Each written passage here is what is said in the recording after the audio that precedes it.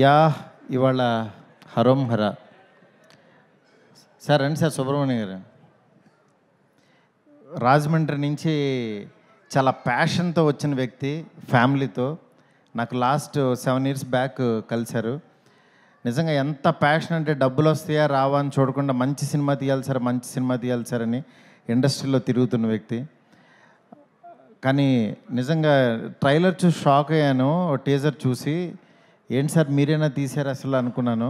దాని తర్వాత ఈ సినిమా గురించి రీసెంట్గా 3-4 days నుంచి వింటుంటే నాకు మా ఫ్రెండ్స్ బన్నీవాసు, ధీరజ్, ఎస్కేన్ వీళ్ళందరూ కూడా చాలా బాగుందంట సినిమా, అందరూ చూశారని చెప్తుంటే నిజంగా చాలా హ్యాపీ అనిపించింది. సుధీర్ బాబు గారికి నాకు తెలిసి మళ్ళీ ఆయన ఎలాంటి సినిమా ద్వారా ఆడియన్స్ దగ్గరికి రావాలనుకుంటున్నారో అలాంటి సినిమా ఖచ్చితంగా ఈ సినిమా అవుతుంది.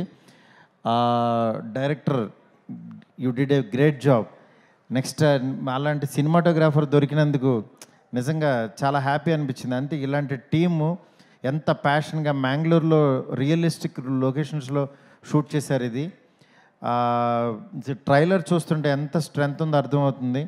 ఈ June 14th థియేటర్స్కి వస్తుంది డెఫినెట్గా. ఇదే జూన్లో యాక్చువల్గా ప్రేమ కథా చిత్రం రిలీజ్ అయింది. సుధీర్ బాబు గారికి మామూలు సీజన్ కాదు ఇది, మాకు అప్పుడు బ్లాక్ బాస్టర్ ఇచ్చారు ఆయన. అట్లాగే ఇప్పుడు ఈ సినిమా ద్వారా మళ్ళీ నాకు తెలిసి గట్టిగా కొడతారు, అందులో డౌట్ లేదు. దీనికి నిజంగా మీ అందరూ మహేష్ బాబు గారు ఫ్యాన్స్ అందరూ బ్యాక్ ఉండడం, డెఫినెట్గా ఈ సినిమాని మాకు ప్రేమ కథా చిత్రం కూడా అప్పుడు మహేష్ బాబు గారు వచ్చి బ్లెస్ చేశారు.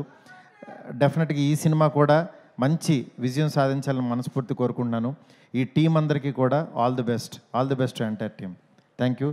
నెక్స్ట్ మీ అబ్బాయికి మీకు ఈ సినిమాతో మంచి ఇండస్ట్రీలో పాతుకుపోవాలని కోరుకుంటున్నాను sir. All the best Sumanth.